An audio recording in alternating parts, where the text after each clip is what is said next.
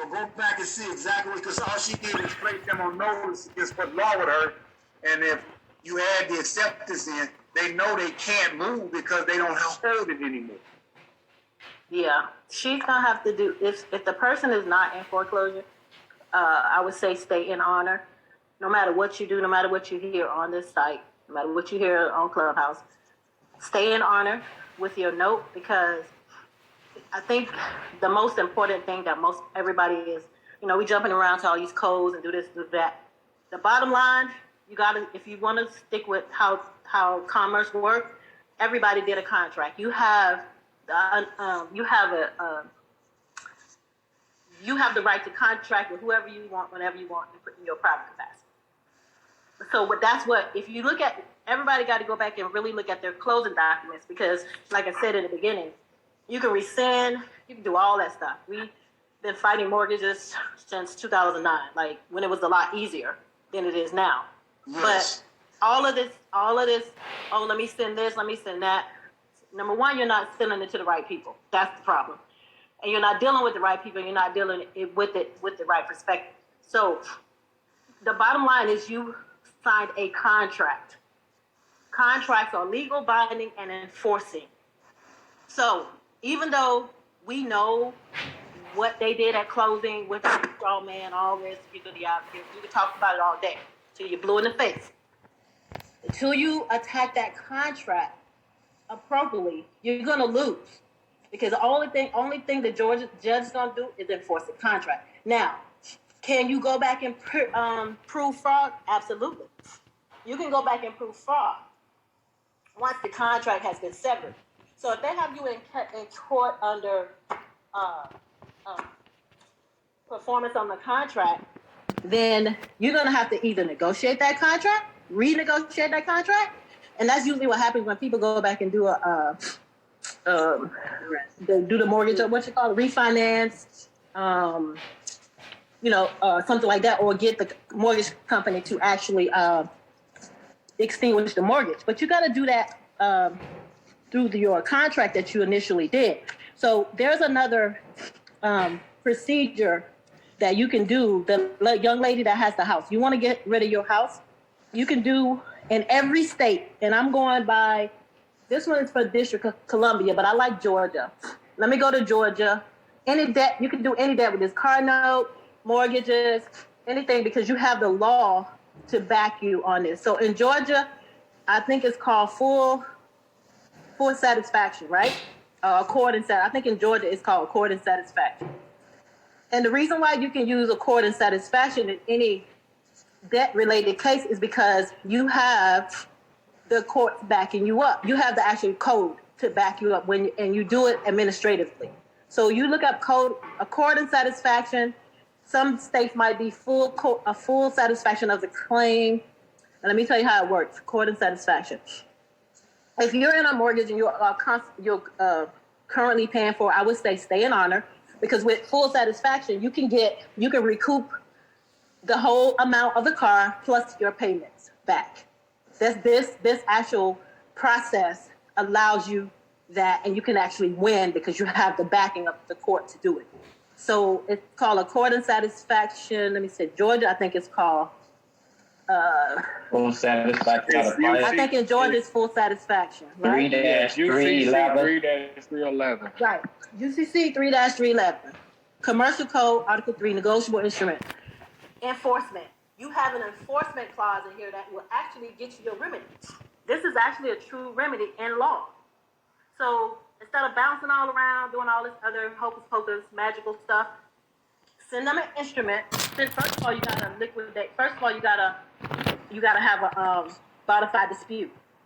You do a bona fide dispute with a debt validation. Tell them, you know what? I saw some after getting this instrument, or actually looking at my contract. I see some flaws in my contract. I don't like the terms of this contract, because the contract could be redone at any time. It's a contract, so you can redraw up your contract at any time. You can go in and say, I don't like the contract because this is commercial. So you send them a letter, right? A bona fide dispute. And then after the bona fide dispute, then you want to, because this is the whole enforcement. If you read In Georgia, it's under 3-311, OCGA 11-3-311. And in every state, you want to do it in your state because you want to follow your state code. But I know Georgia, so I'm going by Georgia.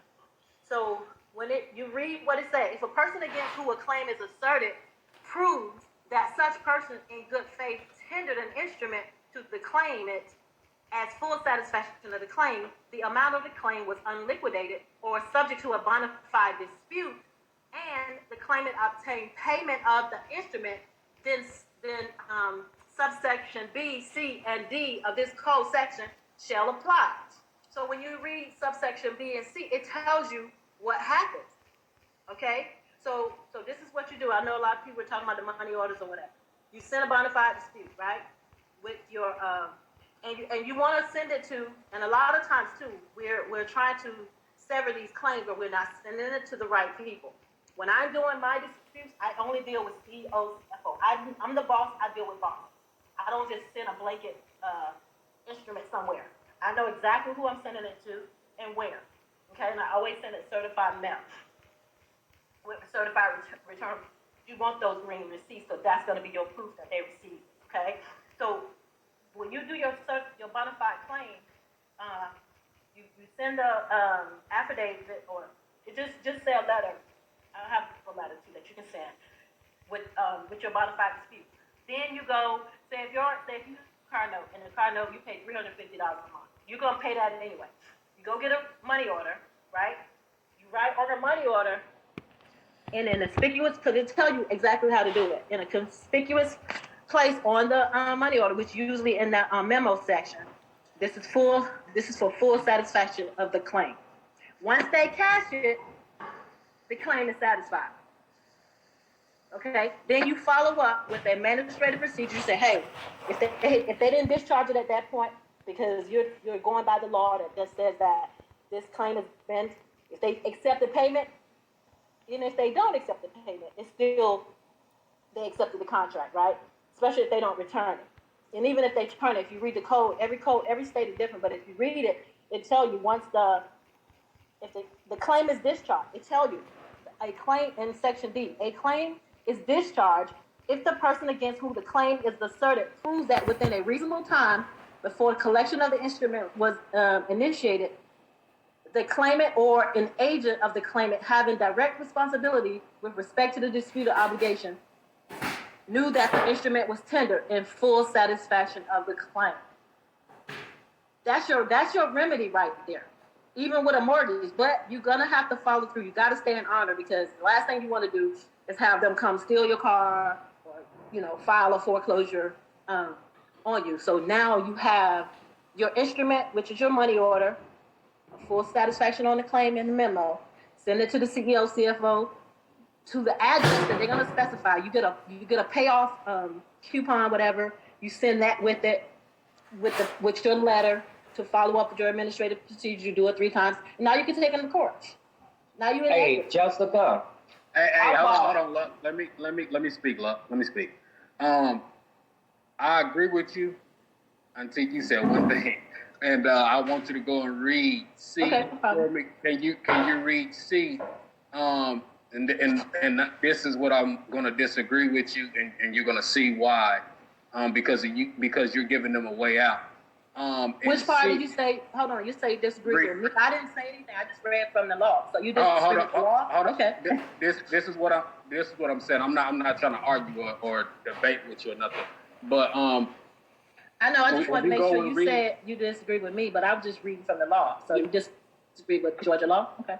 No, because when you said that you sent it to the CEO or the CFO. Now, if you go and you read C, it tells you that you only supposed to send it to where they tell you to send the payment to. That's what C says. If you go and read it. No, you're exactly right. I think what I was saying when I said that, I was talking about the other claims that I was doing. But you're right. I would send it to. That's why I said you get the actual place to send it. You're actually right. Correct. And then it's called a disputed obligation. So what I do is I do the same thing that you do, but I name it exactly what it is, and I name it a disputed obligation. And then I would tell them I'm going to send them a money order, and I tell them it's going to be for full satisfaction of the claim in good faith, because that's what the code says. And then after that, I wait, and I tell them it's going to be 2 or 3 business days. You're going to be receiving a payment for full satisfaction of the claim in good faith within 2 to 3 business days of after receiving this notice. And that notice that I call is a notice of disputed obligation according to that code.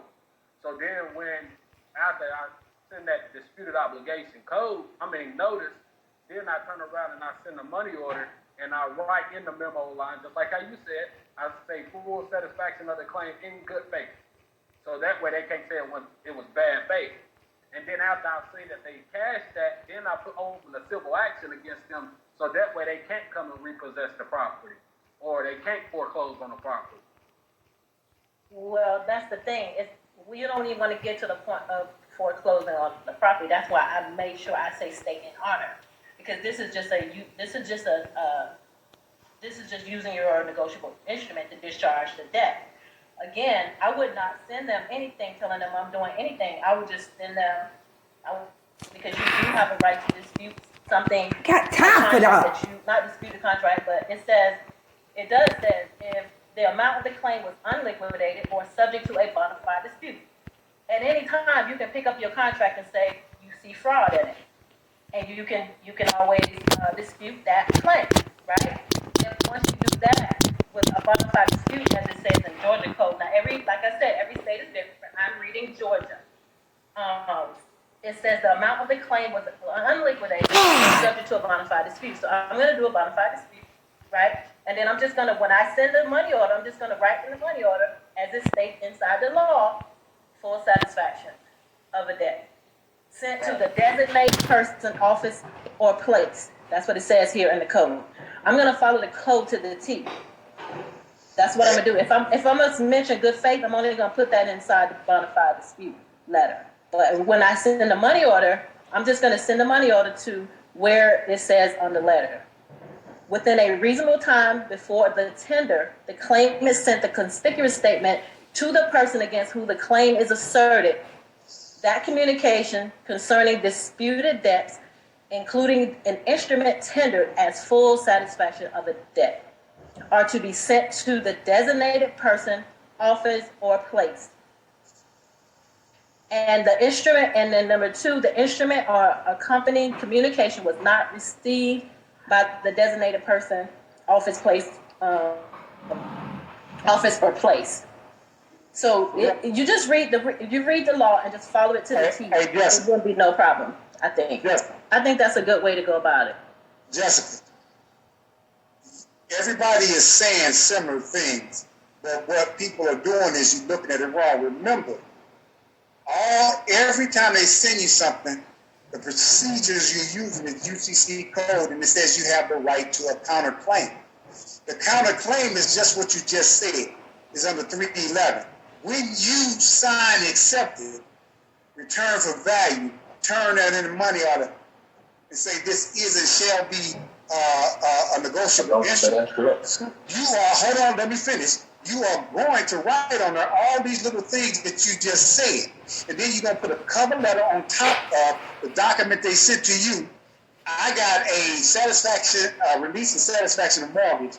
Yeah, everybody's saying the same thing, but y'all not looking at it in the position that you are.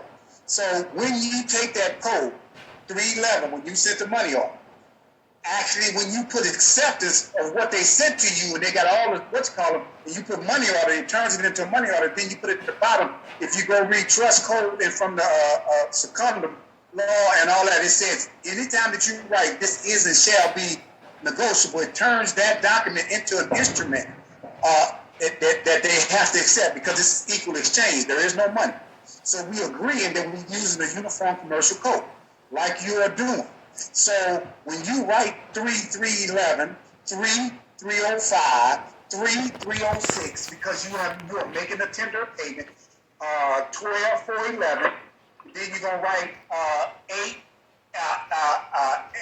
18 obligations of the United States on it, and then when you put it